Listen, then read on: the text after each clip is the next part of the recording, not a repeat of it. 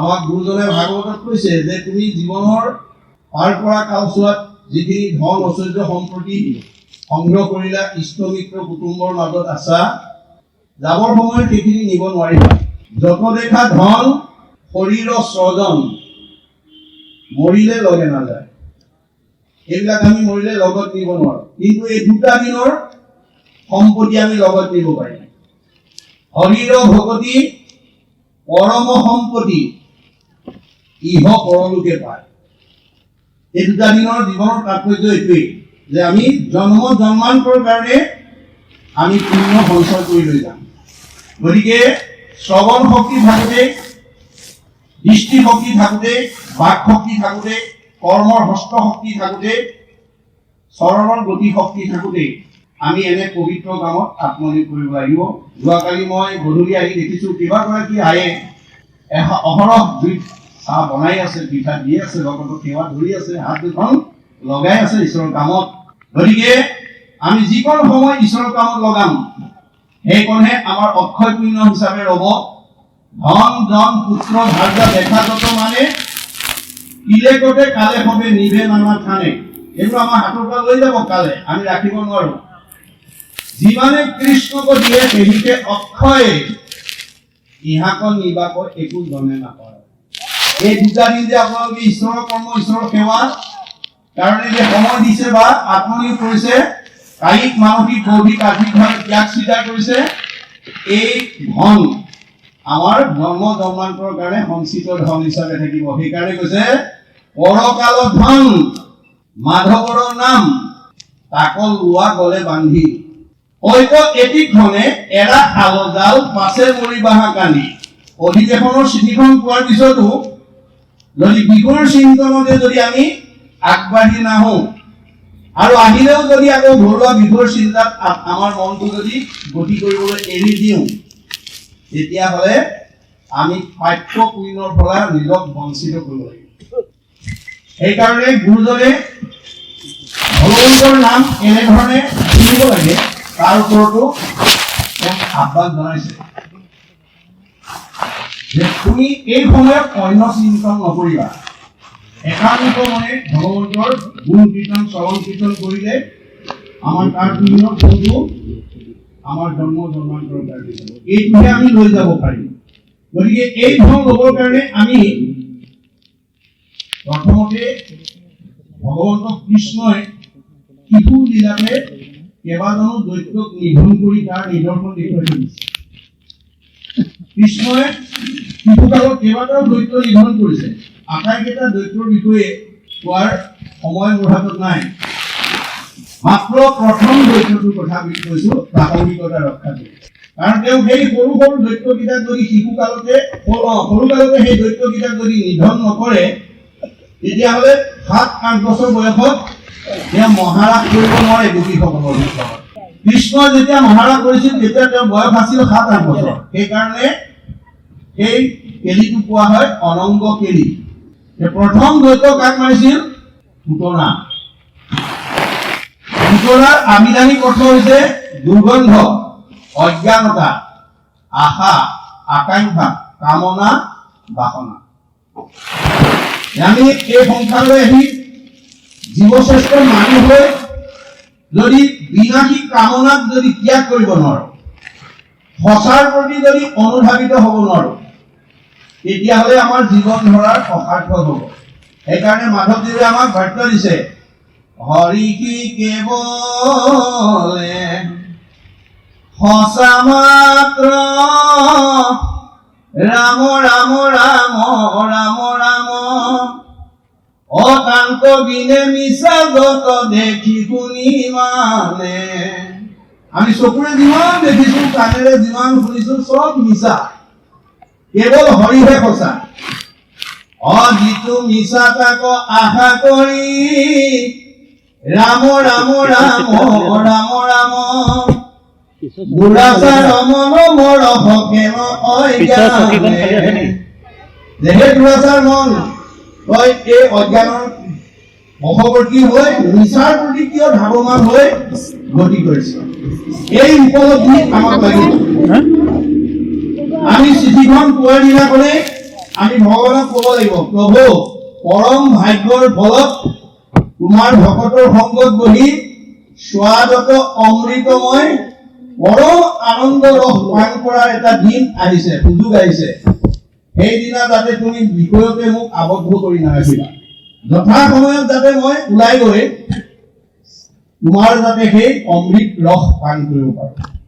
এইবুলি যদি আপোনালোকে ক'ব পৰা অৱস্থালৈ যেতিয়া উত্তৰণ কৰিছে, তেতিয়াহ'লে আপোনালোকে পুতনা ৰাক্ষসীক বধ কৰিছে, অৰ্থাৎ এই অজ্ঞানতা আশা আকাংক্ষাক আপোনালোকে মাৰিছে, অৰ্থাৎ নমস্কাৰ কৰিছে। সেইকাৰণে যেতিয়ালৈকে পুতনাক মাৰিব নোৱাৰিব, তেতিয়ালৈকে আমাৰ মনটো কেনেকৈ ভাবিত হ'ব। বেদত কৈছে সংগস্তেষু প্ৰজায়তে সংজায়তে কাম কামা ক্ৰোধ অভিজায়তে ক্ৰোধাৎ ভবতি স্বৰ্ণমোহাৎ স্মৃতি বিভ্ৰম স্মৃতি ভংসাৎ বুদ্ধিনাশাৎ প্ৰণয়স্যতি। আপুনি যদি কামনা বিষয় মানে বিনাশী কামনাৰ প্ৰতি যদি ধাবিত হৈ থাকে, কামনাত যদি কেনেবাকৈ বাধা কৰে, ক্ৰোধ আহিব বুলি কৈছে। ক্ৰোধ অহাৰ লগে লগে মোহগ্ৰস্ত হ'ব, মোহগ্ৰস্ত হোৱাৰ লগে লগে স্মৃতি নষ্ট হ'ব, স্মৃতি নষ্ট হোৱাৰ লগে লগে বুদ্ধি নষ্ট হ'ব, আৰু বুদ্ধি নষ্ট হোৱাৰ লগে লগে পথ বাচিব নোৱাৰি আকৌ অহা ঠাইলৈ ঘূৰি যাব লাগিব। মাধৱদেৱে বাৰ্তা দিছে, মনুষ্যৰ জন্ম পাই হৰি নভজিলা অৱশ্যে বুইবা ভাই কীৰ্ণ দৰুশিলা। ক'ৰ পৰা আহিছো? আমাৰ আৰম্ভণিটো ক'ৰ পৰা হৈছে? অনুকীৰ্ণ শিলাৰ পৰা। বিংশতি লক্ষণম আৱৰম বুলি কৈছে বেদে। 20 লক্ষবাৰ আমি প্ৰত্যেকে বিভিন্ন প্ৰজাতিৰ গছ গছনি হৈ আহিছো। নৱলক্ষণ জলজ, 9 লক্ষবাৰ আমি মাছ নগৰ হৈ আহিছো। নৱলক্ষণ কুলমাংস, 9 লক্ষবাৰ বিভিন্ন প্ৰজাতিৰ আমি কাছৰ জন্ম পাইছো। 30 লক্ষ পশুৰ নাম, 30 লক্ষবাৰ আমি বিভিন্ন প্ৰজাতিৰ জীৱ জন্তু হৈ আহিছো। 10 লক্ষ পক্ষীৰ নাম, 10 লক্ষবাৰ বিভিন্ন প্ৰজাতিৰ চৰাই চিৰিকটি হৈ আহিছো। 70 লক্ষ বানৰা, 4 লক্ষবাৰ আমি বান্দৰৰ জন্ম পাইছো। 2 লক্ষ ধৰ্মানুব হিতাহিত জ্ঞানশূন্য, 2 লক্ষবাৰ হিতাহিত জ্ঞানশূন্য অৰ্থমানৱ চিম্পাঞ্জীৰ দৰে জন্ম ধাৰণ কৰিছো। প্ৰথম মনুষ্যত্ব প্ৰাপ্য প্ৰমাণী সাধে। তাৰ পিছতে আমি পুণ্য সঞ্চয় কৰি মানুহ নামৰ উপাধিলৈ প্ৰমোচন পাইছো। গতিকে আমাৰ 4 মুঠি জীৱৰ ভিতৰত সেইকাৰণে মানুহক সৰ্বশ্ৰেষ্ঠ বুলি বেদে সিদ্ধান্ত দিছে। উৰণ ঘূৰণ গজন ভ্ৰমণ এই 4 মুঠি জীৱ অবাৰু হৃদিত আত্মাৰূপে আছে, পূৰ্ণ ব্ৰহ্ম সজাখিব, চবতে ভগৱান আছে।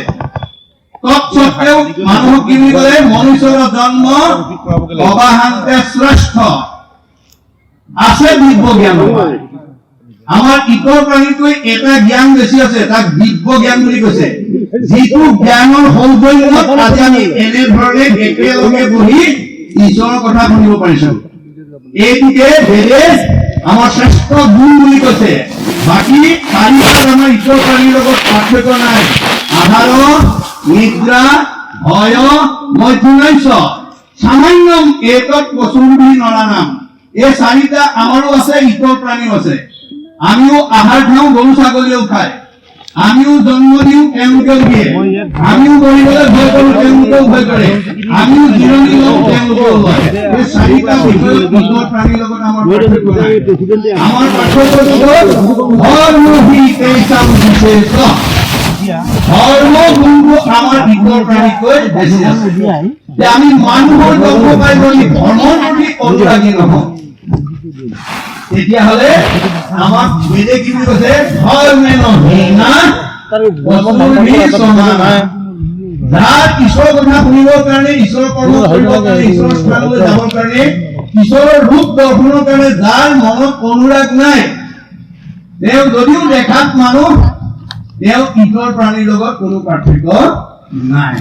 গতিকে এই ঈশ্বৰৰ কথা শুনিবৰ কাৰণে যিটো অনুৰাগ, এইটোৱে হৈছে এটা আমাৰ ভক্তিৰ প্ৰতীক। এই গুণটো আমি চেষ্টা কৰিব লাগিব।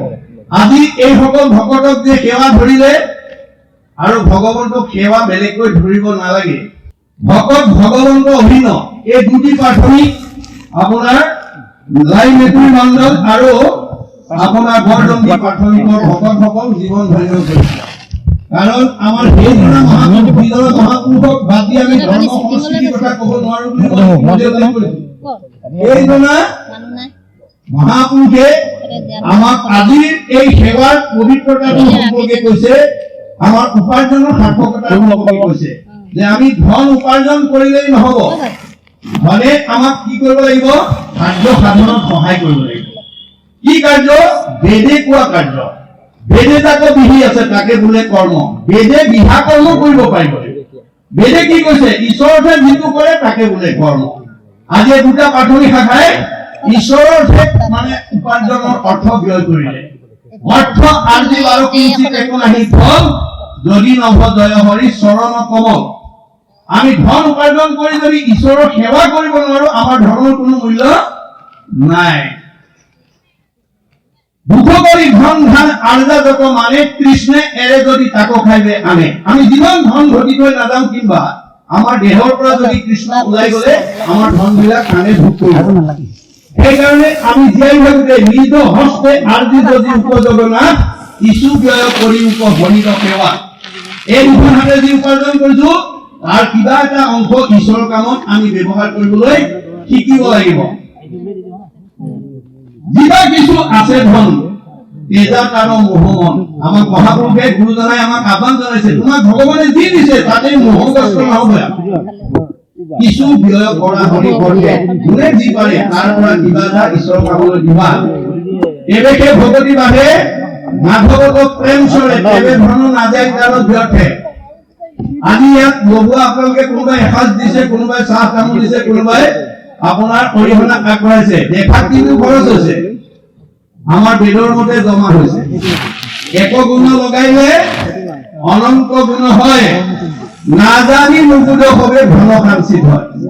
গতিকে আপোনালোকে ভগৱানৰ কাৰণে বা ভক্তৰ কাৰণে যদি এগুণ লগাই অনন্ত গুণ ভগৱন্তই দিব, ভগৱন্তৰ ভক্তৰ ধাৰ নেখায়। আৰু তাৰ উদাহৰণ দ্ৰৌপদীৰ ক্ষেত্ৰত দেখুৱাই থৈ গৈছে।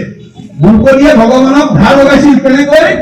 এদিন অস্ত্ৰ পৰিচালনা কৰোঁতে আঙুলি কাটি তেজ ওলাওঁতে তেওঁ পিন্ধি যোৱা শাৰীখনৰে আঁচল এটা ফালি আঙুলি বান্ধি তেজ ৰাখি দিছিল। ভগতৰ এটুকুৰা বস্ত্ৰৰ ধাৰ লাগিছিল, এটুকুৰা বস্ত্ৰৰ ধাৰ অনন্ত বস্ত্ৰৰ ওপৰত পৰিশোধ কৰি দিছিল। কোনদিনা? ৰজস্বলা অৱস্থাত যিদিনাখন দুখাখনে দ্ৰৌপদীক বস্ত্ৰহৰণ কৰিছিল, বস্ত্ৰৰ ধাৰ বস্ত্ৰৰে পৰিশোধ কৰিছে। যে দ্ৰৌপদীক দিয়ে যদি আমাক নিদিব কিয়? এই কথা আমি উপলব্ধি কৰিব লাগিব। সেইকাৰণে অৰ্জুনক কোৱাৰ চলে আমাক কৈছে, শুনা ধনঞ্জয়, ধন নহলে কাৰ্য নিশিজয়। মই তোমাক ধনটো দিছো কাৰ্য সাধনৰ কাৰণে, আৰু মই তোমাক ধনটো দিছো নিৰাপত্তাৰ কাৰণে। মই দিয়া ধনে তুমি নিৰাপত্তা হৈ থাকিব লাগিব, আৰু মই দিয়া ধনে তুমি কাৰ্য সাধন কৰিব লাগিব। কিন্তু ধন থাকি যদি কাৰ্য সাধন নকৰা, তেতিয়াহ'লে তোমাৰ সেই ধনেই তোমাৰ মৃত্যুৰ কাৰণ হৈ যাব পাৰে। আজি আমাৰ সমাজত বহুত মানুহ ধনৰ কাৰণে জীৱন এৰিব লগা হৈছে। কোনোবাই উগ্ৰপন্থীৰ হাতত এৰিব লগা হৈছে, কোনোবাই চুৰ ডকাইতৰ হাতত এৰিব লগা হৈছে। মানুহবোৰ ক'ত লাগিল? আমাৰ ভাগৱতত গুৰুজনাই সেই কথা কৈ থৈ গৈছে। সেইকাৰণে আজিৰ দৰে অনুষ্ঠানলৈকে আমি আহিব লাগে। আজিৰ দৰে অনুষ্ঠানলৈ আহিলে আমাৰ জীৱনশৈলীৰ ক'ত ক'ত আমাৰ ব্যাঘাত হৈ আছে, ক'ত ক'ত আমি সংকীৰ্ণতাৰ মাজত সোমাই আছো, ক'ত ক'ত আমি অন্ধবিশ্বাসৰ মাজত সোমাই আছো, এই কথা আমি উপলব্ধি কৰিব পাৰিম। সেইকাৰণে আমাৰ গুৰুজনে এটা সুন্দৰ উপমা দিছে। কি বুলি? তুমি জগত জীৱ তোমাক বুজিলে পাইয়া পুনাক যায়, যেন মুখ শ্ৰীক প্ৰতিবিম্ব মুখ দেখয় দৰ্পণ চাই। দৰ্পণ মানে আইনা। আমি প্ৰত্যেক দিনে দিনটোত এবাৰ হলেও আইনাখন চাওঁ। কি কাৰণে চাওঁ? আমাৰ নিজৰ প্ৰতিবিম্বটো ঠিক হৈ আছে নে নাই, আমাৰ চেহেৰাটো ভাল হৈ আছে নে নাই, আমি তাৰ কাৰণে দিনটোত এবাৰ হলেও চাওঁ। আপোনালোকৰ পৰিয়ালত কোনে বেছিকৈ আইনাখন চাই? আপোনালোকে অলপ জ্যেষ্ঠসকলে লক্ষ্য কৰিবচোন। আপোনালোকৰ ঘৰত যদি নতুনকৈ বিয়া কৰি অনা বোৱাৰী আছে আৰু যদি ডেকা গাভৰু ল'ৰা আছে, ল'ৰা ছোৱালী আছে, বয়সস্থ সকলতকৈ তেওঁলোকে বেছিকৈ আইনাখন চায়। কিয়? তেওঁলোকে আইনাখন চাই চেহেৰাটো সঠিককে ৰাখিবৰ কাৰণে প্ৰযত্ন কৰে। যেনেকৈ আমাৰ উঠি অহা প্ৰজন্ম বা ডেকা গাভৰু বা আমাৰ নতুনকৈ বিয়া কৰা আমাৰ দম্পতীয়ে যেনেকৈ সঘনে আইনাখন চাই নিজৰ জীৱনৰ চেহেৰাটো প্ৰতিবিম্বটো শুদ্ধ কৰি ৰাখিবৰ কাৰণে প্ৰচেষ্টা কৰে, এইটো যেনেকৈ বাস্তৱ সত্য, ঠিক তেনেকৈ আমাৰ আজিৰ দৰে ধৰ্ম অনুষ্ঠানলৈ, ভাগৱত পাঠ ব্যাখ্যা অনুষ্ঠানলৈ আৰু আমাৰ ধৰ্মীয় আলোচনালৈ আমাৰ বয়সস্থ সকলতকৈ আমাৰ উঠি অহা প্ৰজন্ম বেছিকৈ আহিব লাগে। কাৰণ উঠি অহা প্ৰজন্মই যদি গুৰুজনাৰ দৰ্শন নামানে, কেৱল পুথিগত জ্ঞানতে যদি ডিগ্ৰী লৈছে, তেতিয়াহ'লে আমাক দেখাইছে যে আজি বহুত পিতৃ মাতৃয়ে ল'ৰা ছোৱালী পঢ়াই বহুত উচ্চ ডিগ্ৰীধাৰী কৰিছে। কোনোবাই ডক্টৰেট, কোনোবাই ডাক্তৰ, কোনোবাই ইঞ্জিনিয়াৰ, কোনোবাই অফিচাৰ, কোনোবা প্ৰবক্তা, কোনোবা অধিবক্তা, কোনোবা বুদ্ধিজীৱী, কোনোবা জ্ঞানী, কোনোবা মানী আৰু কোনোবা বহুত উচ্চ পদস্থ বিষয়ত চাকৰি কৰিছে। কিন্তু সেইসকলে আজি আমাৰ সমাজলৈ কি আদৰ্শ দিছে? সেইসকল ডিগ্ৰীধাৰী পুত্ৰই, সেইসকল বহুত উচ্চ পদস্থ বিষয়ত চাকৰি কৰা সন্তানে আনৰটো দূৰৰ কথা